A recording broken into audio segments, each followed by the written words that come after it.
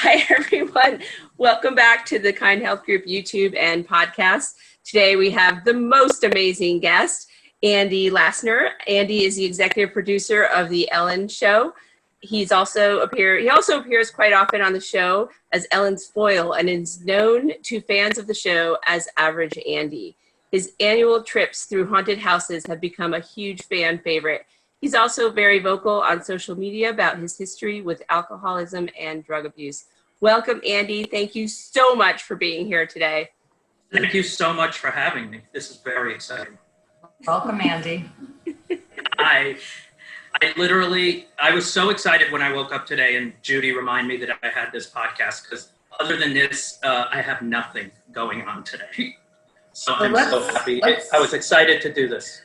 Let's start right there. What are you doing now that you're not working? How are you coping? Poorly.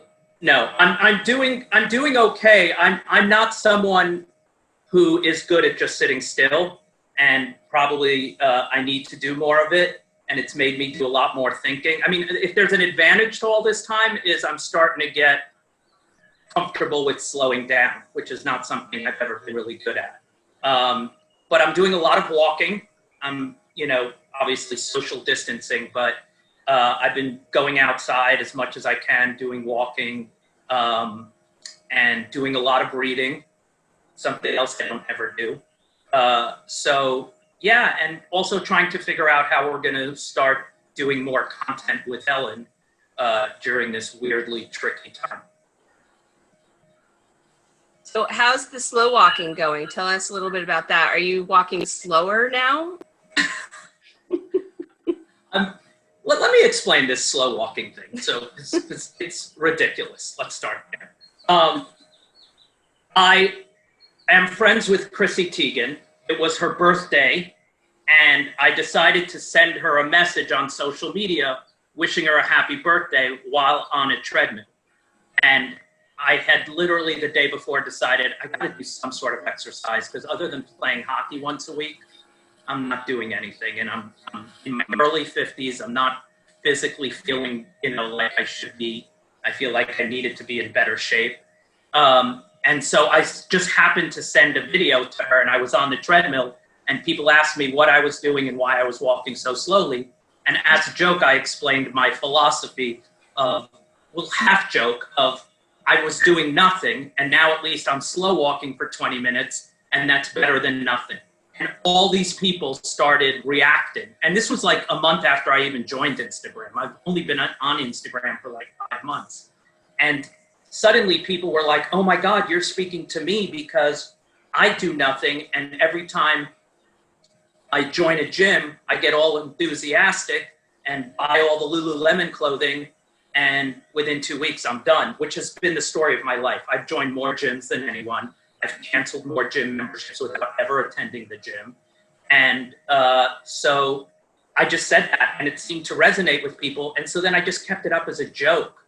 And suddenly people were inspired by it. And then I realized there was this whole group of people who were like me, who felt if they weren't doing something that involved weightlifting and running, that it's better off that they do nothing. And my whole thing is I'd rather do something than nothing. But I am literally an idiot. And the fact that people in any way, shape, or form look at me as some sort of fitness person is hilarious. And to anyone who knows me, they know it's hilarious. But, if it makes some people happy, I continue with it. But I try in almost every episode, listen to me, it's a 1-minute video on Instagram. It's not an episode, but I always try and make a joke and make it clear that this is not the only way to work out. And if you're someone who likes to go to the gym and likes to lift weights, good for you. This is just for us, a little bit lazier people. But with that said, I think getting people up off the couch, moving, your sense of humor, I think it's awesome. Like, some people would never even walk. Well, thank you. That's how I feel, and that was me forever. Like, when I talk about the other people, that's me all the time, is like, I'm not gonna, I don't want to, I've never liked lifting weights. I find them heavy. And I've never really liked being out of breath. I don't like the discomfort of trying to catch my breath.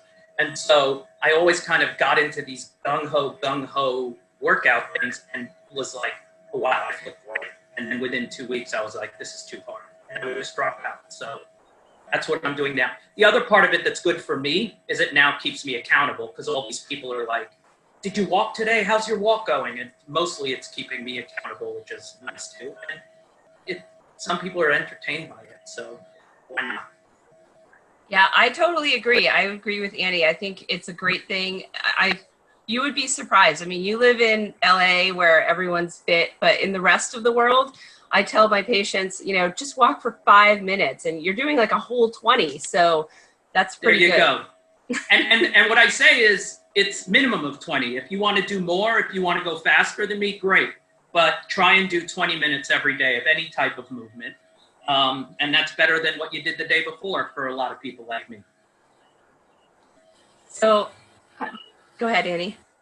Well, I was just going to say, I saw your post where one day you're laying in bed and you're like, I'm not walking today. Today's a rest day. I mean, do you feel guilt if you're not out there? Like, do you get responses from your followers? Like, they're waiting for their leader.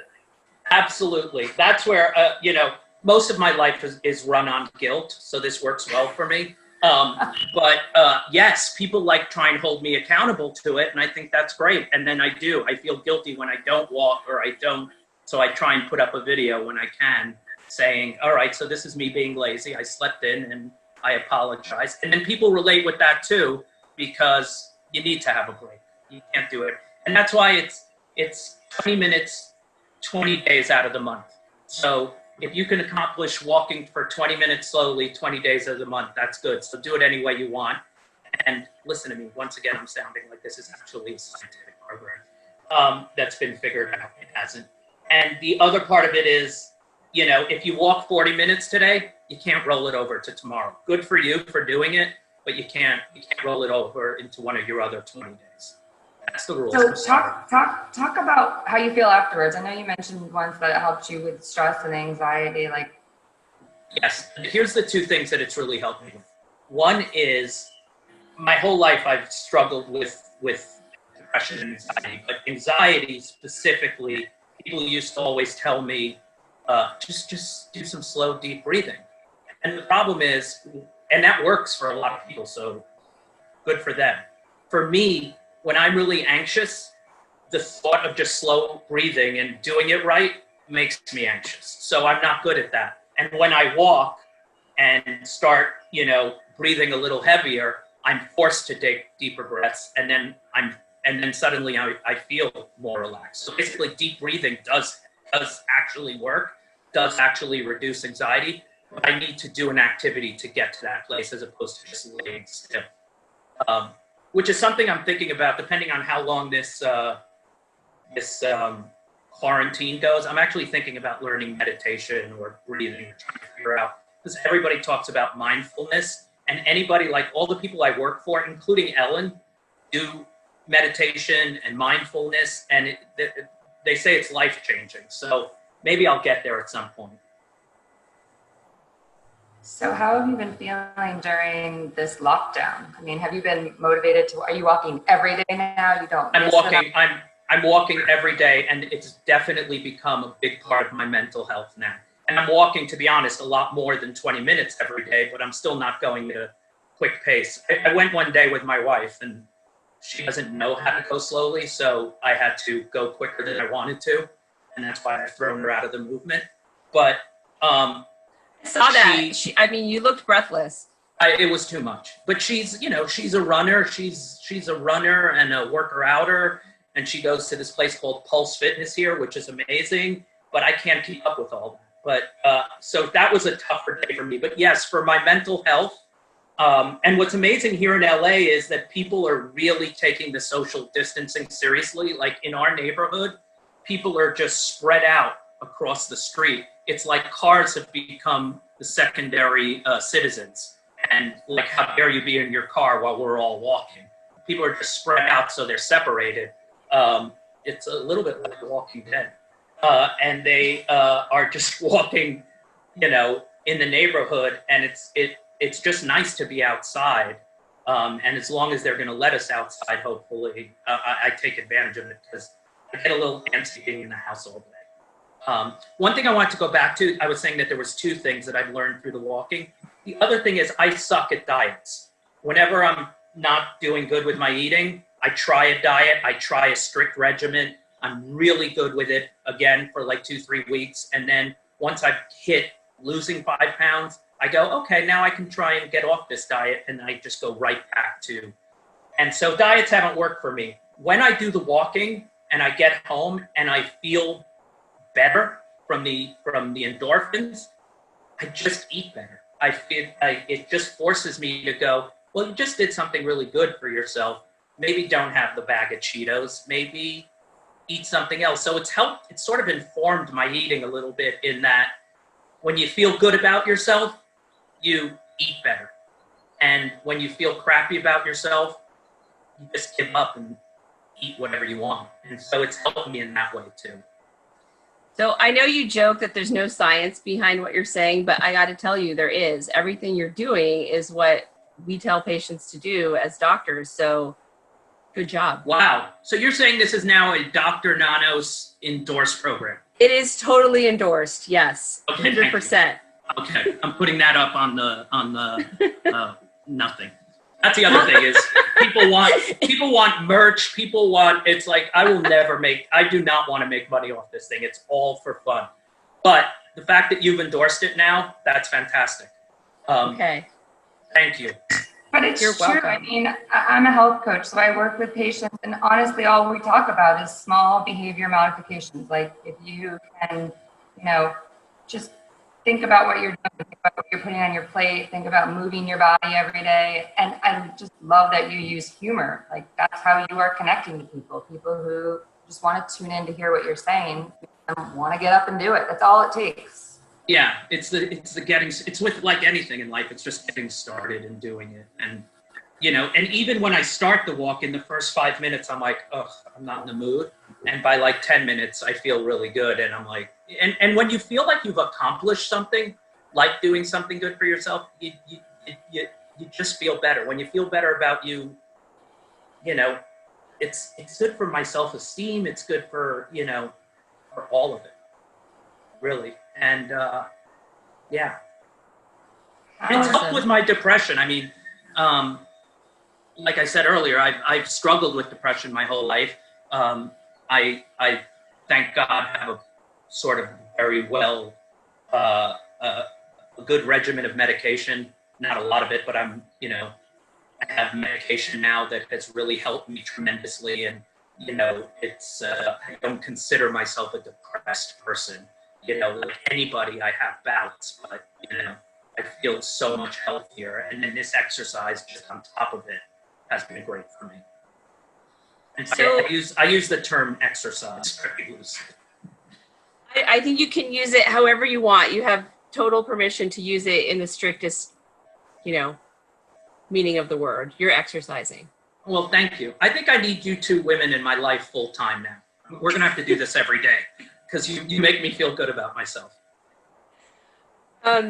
Getting back to your depression and anxiety, I know you've talked a lot about your struggles with addiction, and you've been sober for a very long time. Tell us a little bit about that and how that's affecting you now. This is possibly one of the most stressful times that we're all going through, and I know for people who have addiction, histories of addiction, and this is a really challenging time. How's it been for you? And it's been I'm coming up. Where are we? March. Oh, I just celebrated my 21 years clean. Congratulations. Thank you very much.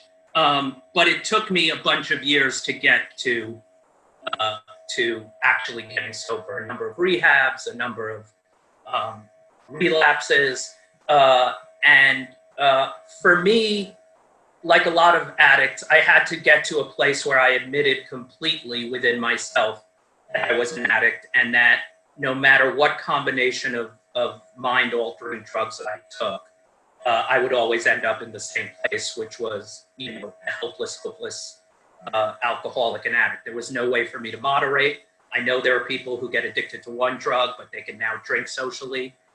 I'm not that person. I can't do anything because it always leads me back to the same place, which is downtown LA looking for drugs. What was your rock bottom that my rock got you bottom, to where you are? my rock bottom, I was someone who hit rock bottom and then furnished it. So I didn't just hit rock bottom and then bounce right up. I hung out there for a while. But my rock bottom was really waking up every day, swearing to God, swearing on the life of my daughter, swearing on the life of everything. I am not going to drink or get high today. And with every fiber of my being, believing that I was going to make it. And by 4 o'clock that day, I was high. And that was my problem, was I couldn't stop. And my bottom was my now ex-wife, who is an amazing woman and an amazing mother to my daughter, basically taking my daughter across the country and to be with her family, with my ex-wife's family, saying, you're not going to see her again unless you get clean. And there's a rehab that's all set up. And, I went, and I just had that moment. It wasn't my first rehab, but I had that moment where I was 100% fully honest with myself and said, I have a decision to make. I'm either going to die or I'm going to try and listen to everybody but myself. I had gotten myself to a point where every piece of advice that I gave myself was bad. And so I needed to start listening to someone else. And it was really just accepting help. But my bottom was, I was a heroin and cocaine addict. I would take any pill you would give me. I would take it, and then I would ask you what it was. I cared nothing more than getting about anything than getting high. And part of it was I wasn't getting high anymore. I was just getting well, if that makes any sense. In other words, not having the narcotics made me so physically and mentally sick and uncomfortable that I just needed the drugs to just get normal. And I was a slave to this, and I was a slave to the money it cost. And that was my bottom. That was it for me. I lost every job I had, it was just a disaster for me. That was my bottom.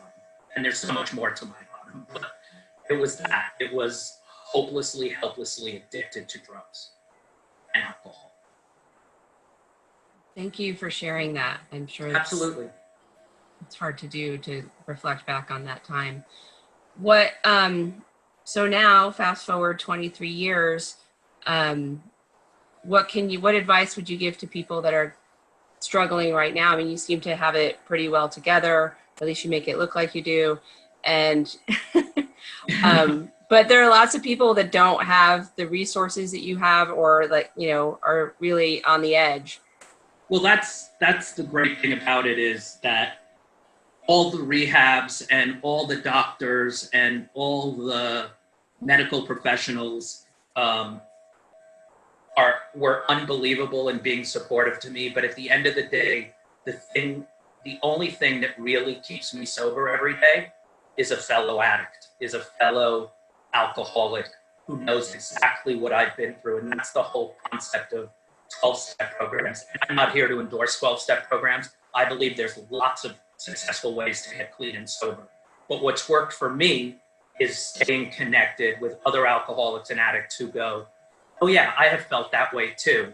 And also it forces me to help others. And that's one of the reasons I'm really open about it, is because when I'm helping someone else and giving away anything that has helped me, I'm not in my own head. And suddenly what I'm going through and my feelings and my angst comes secondary to the focus of helping someone else.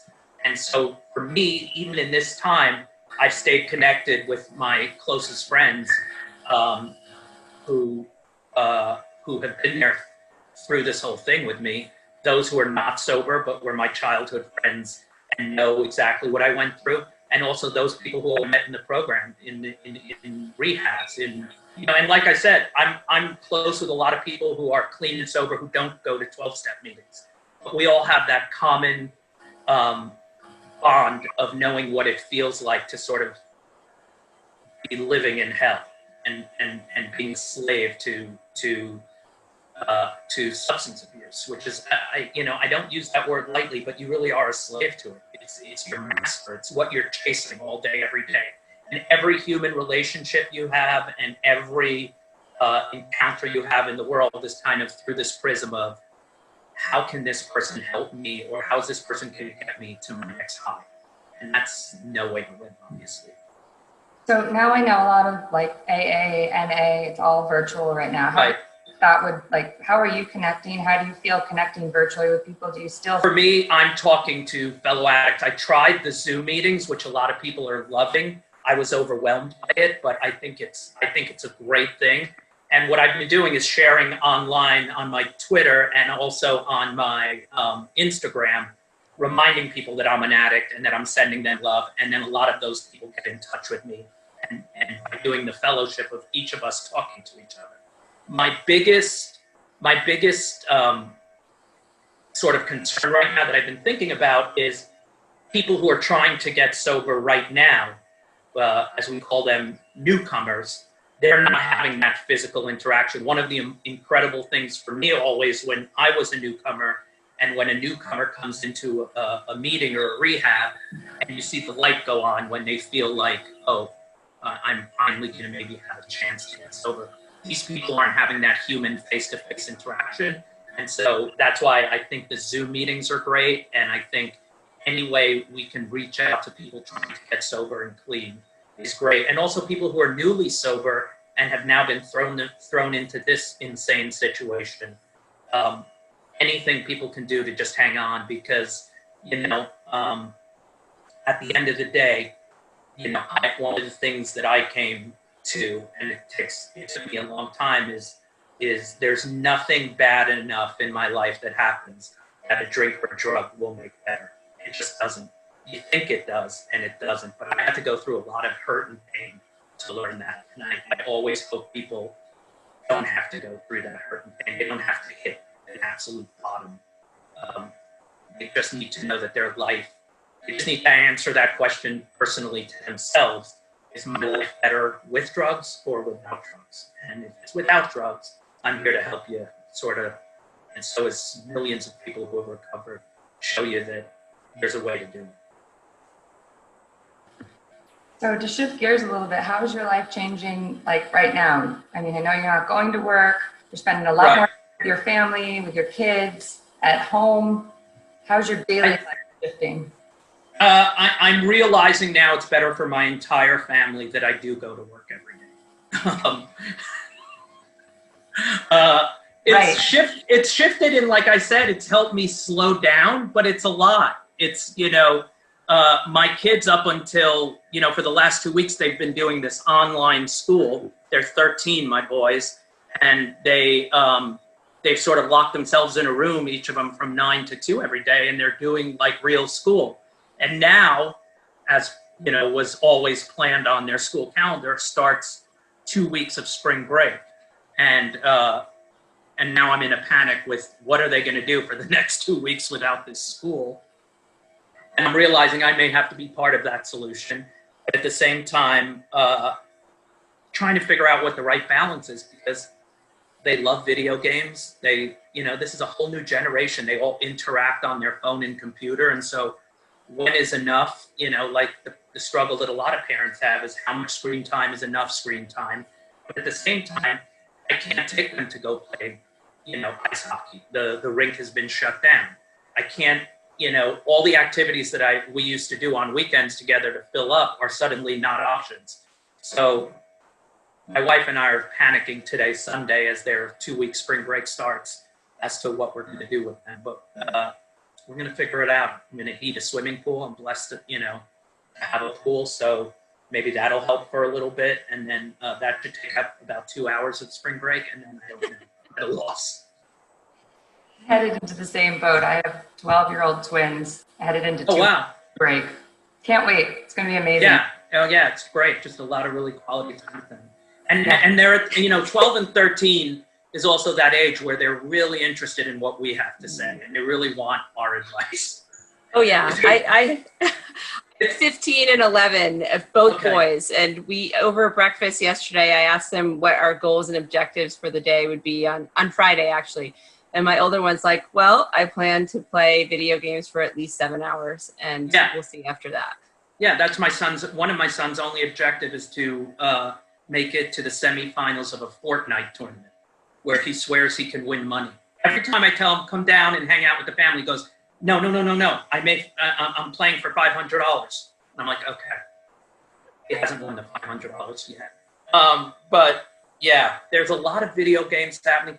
But they took the school really seriously the last 2 weeks. You know, the tough thing with my kids is they're really good students. So it's hard for me to say that it's affected their school yet. So I don't know. We're going to try and figure it out. I'm going to bring them out on my walks. They have scooters that they like to ride. I don't know. This is an unprecedented time. This is unprecedented. I was saying to Judy yesterday, after 9/11, the world stopped for those of us who went through that. The world stopped, but we still went to the office and we were able to sort of just stare at the ground in shock together. We were able to hug each other. We were able to sort of have the comfort of community. It's much harder now because we're all in this separate world where we're all talking like this, and I don't have none of us have real history of, I keep explaining to my kids, this is nothing in 53 years I've ever been through. And for them, it's okay. They're not as sort of freaked out by it as I think a lot of adults are. They're just okay, well, this is an experience. But it really is unprecedented times. And it's, and also, who do you listen to? And what I keep telling my kids, because they keep coming in with these insane rumors that they're hearing. Did you hear that the Army is going to shut down LA? And I'm like, they're not shutting down LA. The Army's not coming. But because of all, I say, listen to doctors and scientists. If they're not actual scientists and doctors, don't listen to them. It's not real. That's how, Yeah. What do you think? What do you guys think? Where are we headed with this, in your opinion? Well, I think we're going to be in this for a little while. I think it's going to be several more weeks, possibly months. But yeah, it's scary. And I agree. My kids are the same way. They're like, no school. This sounds amazing. They're not really affected by it like we are. It's really impacted our lives, I think, in a way more dramatic way. But yeah, then the information, I call it the info virus, is way worse than the virus itself. Just getting good information out there. And we've been. Oh my God, yes, the info virus. I love it. It's getting the right information out there. Yeah, so that's what we've been doing by having, you on, and we're doing, almost daily podcasts and YouTube segments to just get good information to people, because I just started this on a whim a few weeks ago when I had hundreds of patients texting me saying, oh, did you hear this? What's this? And I was like, all right, this is crazy. I can't manage it. So I just started to put it out. Well, you started this at the perfect time, because this is what we need. We need to hear from people like you giving us actual, real information. Because it is, you're so right. That's such a great word. Info virus. There's so much misinformation right now. And even sometimes, the most intelligent people I know are forwarding me emails, and I'm like, this doesn't feel real. And then I check it with the doctor, and they're like, it's not real.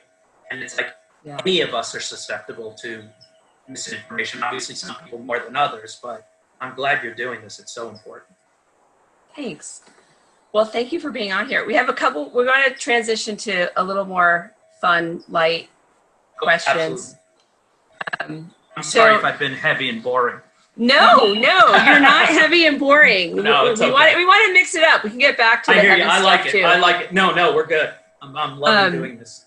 So tell us a little bit about Average Andy, how it all started. Wow. So from the day the show started 18 years ago, Ellen and I have always had sort of this brother-sister relationship where she thinks of me as a man baby because I have the maturity. Say a man baby? Yeah, because I have the maturity of a 12-year-old, and yet I'm still an executive producer on her show. And we've just had this fantastic relationship where sort of she makes fun of me in such a loving way, and because I am sort of this immature adult and childlike maybe. And there was, I can't remember exactly, we had Simone Biles on. And I, as a joke in the morning, said something like I always do of like, how hard is it to do what she does? And of course, they jumped all over that. And the next thing I know, they have me trying to be on a balance beam with Simone Biles. Then we had Ronda Rousey on, and they thought it would be funny for me to try and wrestle her. And of course, she dropped me in about 5 seconds, and people found that funny. And then sort of I think it was one of our writers, Troy, who came up with the idea of an average Andy, where we take someone who's pretty much average at everything and put them against the best in the world at something. And somehow people fell in love with that. And before that, sort of my averageness was established on the show by the fact that I am very jumpy. I just am. Anything startles me easily. And so Ellen put me through a haunted house at Universal Studios for Halloween, which she thought would be funny. And apparently people found the fact that I startle easily to be funny. And now that's become an annual thing where the world has a good laugh at my expense. And what's so funny about it is people like actually still ask me, like, are you really scared? And the thing is, I'm not scared of monsters. I'm not scared of zombies. But I am it's all about how they jump out at you. And no matter how prepared I am for it, it freaks me out. And people think like, well, you must be used to it. And I'm not. It's, I've done it. I do it every year with one or sometimes two celebrities. And it's like there's two types of celebrities. There's the ones who are like me, who genuinely startle and don't really have fun doing it. And then the ones who love that feeling.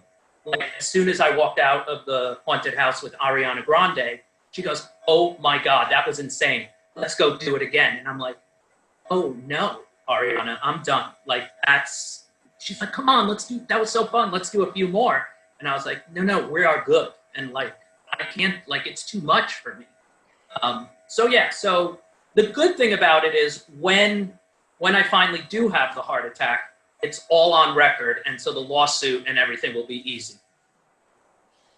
Good point. Imagine when you're out on your walks, do people like stop you? Hey, average Andy, do they know you? Yeah, it's weird. It's a weird thing because I've never ever wanted to be on camera. I've never ever longed to be a celebrity. I've always been a producer. And all of a sudden in the last year or two, the more she puts me on, the more I'm, sort of recognized where you can just feel people either looking at you or they just actually say it and come up. And it's amazing for me only because of Ellen. What I love about it is it's showing me how popular she is and how popular the show is. And, and for young people, none of them are watching it on the show. They're seeing it all on YouTube and the internet. And it's what sort of taught all of us at the show very early on how big digital was becoming and how big the internet was becoming. And so when I get recognized, I never look at it about me. I look at it like, oh, this is good. Our show is getting out there, and sort of the message and the positive vibe of Ellen is getting out there. That makes me happy. And that's why I do any of the on-camera stuff, is because I know it makes Ellen happy.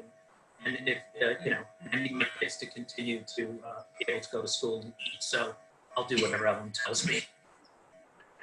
What's been your favorite episode to do? Or your favorite average Andy? I hesitantly go into all of them, of course, but I think the most exciting for me was I'm an insane LA Kings fan.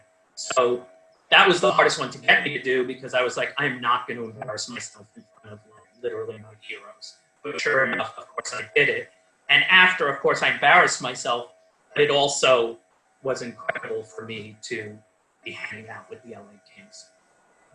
For me personally. And that's what I always say is, your heroes are the people who were the most important to you as a kid. So I spend my days with celebrities, and it's awesome. But I've never been like a celebrity worshiper. But as a kid, growing up in New York, I used to stay after New York Ranger games, get autographs, and these people were like giants to me. So even as an adult, like I'm friends with, a number of the players, and I still, when I see like their number come up, that like, oh my God, Andrei Kopitar from the LA Kings is texting me, I become like a 12-year-old. It's like, oh boy. So awesome. Yeah, I know. I'm still, I'm pretty good friends with him, and I'm still excited every time he texts me. So now that you're so famous, do they ask for your autograph? No one's ever. My entire relationship with Andrei Kopitar is him reminding me how not athletic and how average I am. So he keeps me in place. But no, I have not had anyone ask me for an autograph yet. How is your family doing? A lot of selfies. Well, I guess people don't ask for autographs anymore. No, it's all about a selfie. They want the picture. Yeah. I have my brother and his wife, and they are, they're hanging in. My brother's going every week and giving platelets and donating blood. He's just like an amazing human being. He does voluntary ambulance work. He went into the towers and pulled people out during 9/11. He's the good son. And his wife, and they're doing everything they can, hold up. And they're also 2 blocks away is my mom, who's 81 years old, who's obviously holed up in the apartment. And, they're Orthodox Jews. And so, it's been very hard for them. First of all, my mother is freaking out about what she's going to do for Passover food. And I said, it's all going to be okay. And also, synagogue is such an important part of their life. And not being able to go, I think, has had a profound effect, especially on my mother, who's alone. My dad passed away about 5 years ago. And so I would say it's been rough, but it makes me so happy that my brother is there to take care of her. And it's, I'm always the one 3,000 miles away telling my brother what to do. And he goes, it's really easy for you, isn't it? He just instructed me on how I should take care of Mom. When do you come over here? But I'm so grateful to them. But so far, so good. I mean, so far, I think, she's been okay. She's pretty much forwarded me the entire internet already. I get about 50 forwarded emails from my mom every day, everything from how the coronavirus is affecting Israel to, great chili recipes to make during quarantine. So if you need anything, my mother's forwarded it to me. So what makes you laugh during this? Like what memes what's funny to you? You work in entertainment. What's been funny? What's been funny to me really is being online and reading people's tweets and Instagrams and seeing how people are dealing with this and dealing with their fear in funny ways, and people being so honest about sort of what's freaking them out, and being unintentionally funny about it. I think for me, always, my sense of humor has always been about sort of the honest fears of fellow humans. When people are really honest about what scares them, it makes you feel less alone about it, but they're joking about, their fears and their anxieties. That's always sort of been my thing. So I think what's keeping just being online and the memes have been really funny. I've never been a meme person, but all of a sudden everyone's sending me memes, and I have to say they've been really creative and really funny. What's your favorite meme so far? Wow, you put me on the spot. I can't think of, let me think. I'm gonna have to get back because I can't think of anyone specifically. I have to say, your Instagram post with the ducks in your swimming pool made me laugh so hard. Like a rainy day, I was feeling it. I watched that. I was by myself laughing out loud. Oh, thank you. It was such an exciting thing, and they haven't been back. And I don't know what it was. And the next day, nothing. And then the day after that, I broke up bread and threw it into the pool. Nothing. They found a better pool. That's what I think. I think they moved to Beverly Hills to a bigger, better pool. So are you watching Tiger King? Please. I saw it the first day. I watched every episode the first day, obsessed with it. Oh my God, what a perfect thing at a perfect time. And it's horrifying at the same time as entertaining, and it's art. It's literally art. You couldn't cast better people. And every time you meet a new person, you're like, oh, that person that's three. They've just admitted to three like actual crimes in the first 5 minutes of meeting them. Like everybody is horrible and fantastic at the same time, if that makes any sense. And Yeah. And that's, you know, I've seen a lot of memes about that, about how this guy was especially from a lot of women saying, here's this guy, he's been able to find 3 straight men to marry him, and I can't find one to date. And they're like, I mean, just the whole thing, the whole relationship, all of it is unbelievable. And I don't think Carol is so innocent. My brother-in-law. Oh, no way. Yeah, my nephew Sam is the first one right after who goes, oh, she definitely killed her first husband. She fed him lines, and it's like that's the thing is nobody comes out looking great. Nobody. Yeah, it's the best train wreck I've ever seen. It is the best train wreck on television right now. And then I just watched one that's more sort of close to my life, which is not a documentary but a 4-part show on Netflix called Unorthodox. Oh, I just watched the whole thing. Wow, right? How good is that actress? I mean, She's tremendous. It's about, if you haven't seen it, it's about a young woman who escapes the ultra-Orthodox Jewish community of Williamsburg, Brooklyn. And it's kind of unbelievable to watch. And the acting is great, and, you know, just gives you a whole nother perspective on religion. I'm not an anti-religious person at all, but I am an anti-extreme of anything. So extreme religion, extreme politics, I think anything to be extreme isn't great. And that's what that sort of shows you. I highly recommend it. Nice. Let's get back to hockey. So now that there's no sports on TV, how's that been for you? I know for my kids, it's like torture. I know that's what I'm saying is I had no idea I had an idea how much I loved hockey, watching hockey, playing hockey, my kids, but it is a unbelievable part of our culture is sports. I'm really just a hockey fan and a little bit of a baseball fan, but I've always understood what football meant to people. It meant Sundays, it meant community, it meant eating. Even though I wasn't part of the football thing, I get it. And it is an unbelievable loss to so many people's lives and to so many people's, we talked earlier about stress. A lot of people de-stressed or put their sort of anxiety into a sporting event by watching it and taking it out of the rooting, the cheering, that's all endorphins. And what an incredible, I've never missed anything so much as I've missed.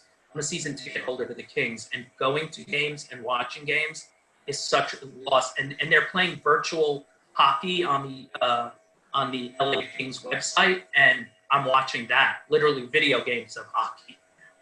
And it's you're just aware of how many things are part of our community and our normal life. And that's why I'm struggling with my kids is every weekend when they were getting antsy, I'd go, okay, let's go play golf, or let's go play hockey, or, they're part of a roller hockey league, they play ice hockey.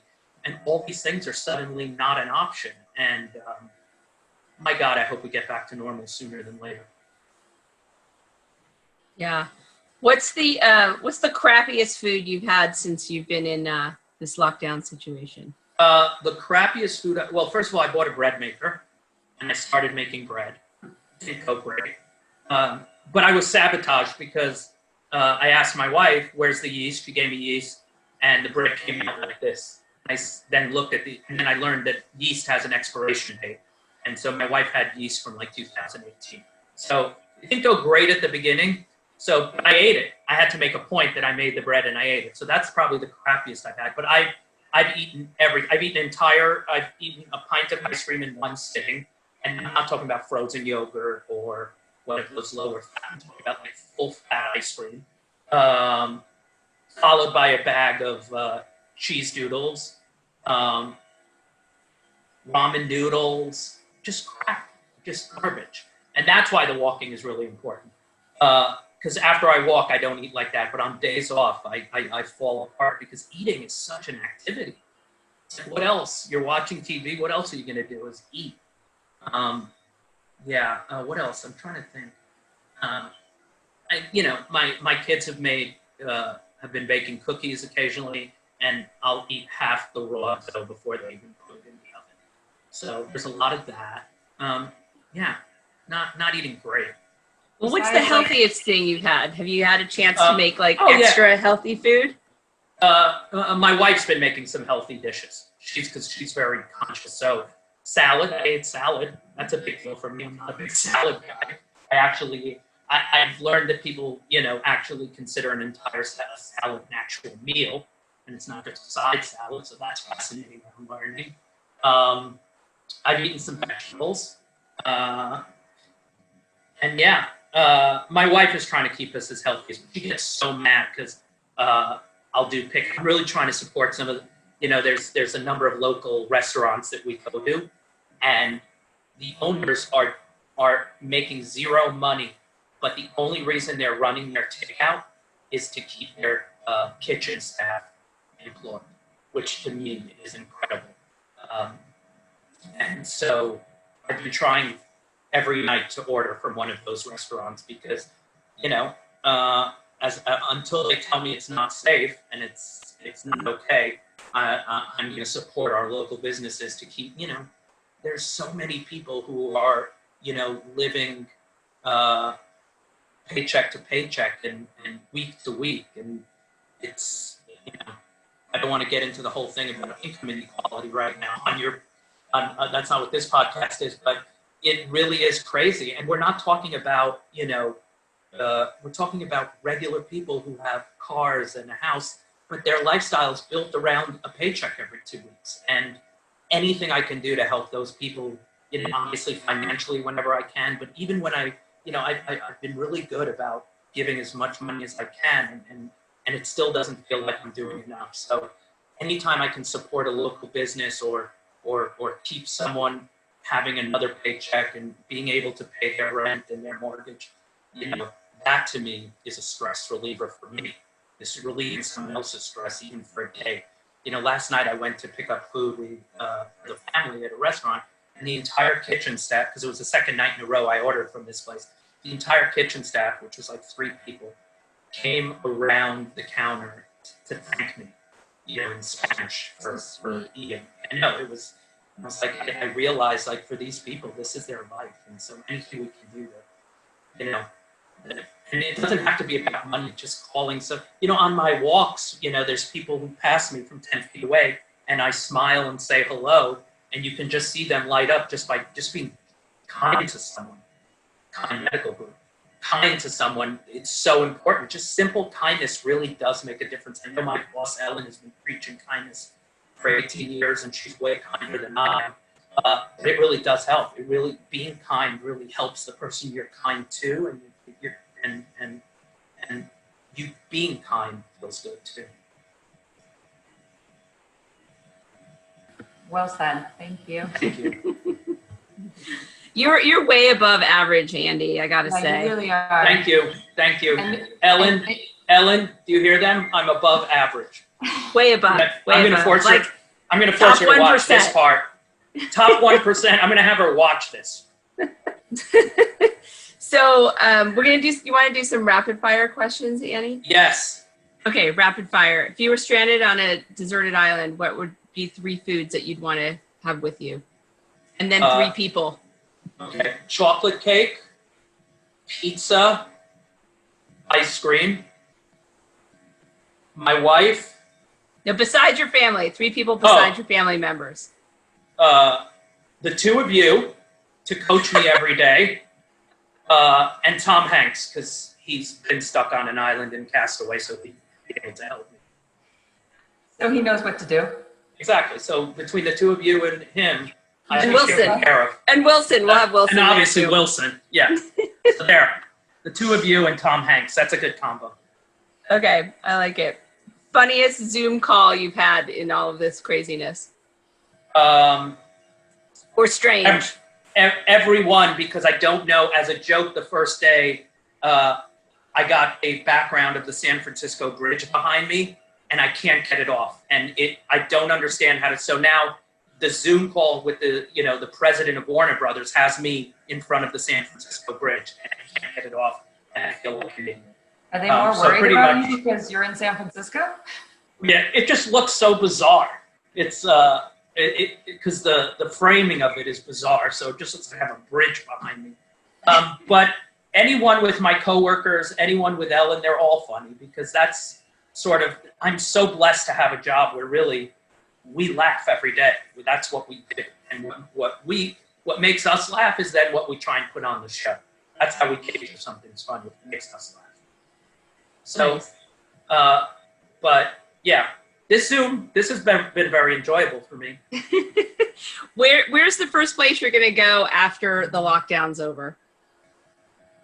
Besides Hockey and Kings game. Going to a Kings game. I can't wait. But the season may be over, so I guess going to a restaurant with friends. what's the first restaurant you're going to go to? La Loja in Studio City. Nice. What's And then a the milkshake from McDonald's. I'm going to sit in the McDonald's and have a milkshake. I like it. What's the weirdest thing you've done inside your house in lockdown besides being on this call? Attempt to bake bread in a bread machine.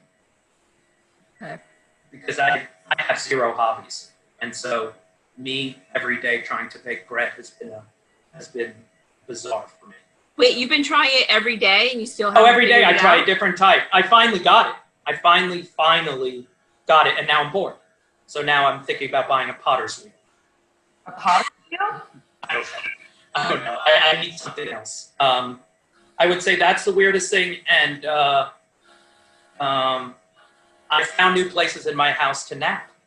I like a nap every day when I'm not working, and so now I've found all sorts of different nooks to nap. So, Where's your favorite nook? we have a window cushion seat thing outside our bedroom. My wife's in the bedroom, and I've been sleeping pressed up against the window, staring outside at the outside world, wanting to be a part of it, wanting to join it. All right. Sorry, go ahead. No, go ahead. I was going to ask you one final question. What's one truth you wish everyone knew? That you're good enough, exactly the way you are. That's awesome. I wish I knew that at a young age. That would have saved me a lot of heartache. I was okay just the way I was. Okay, I just ended it on a really heavy note. That's what you want at the end of the podcast. No, it was good. It was perfect. It was really great. Thank you so All much, right. Andy.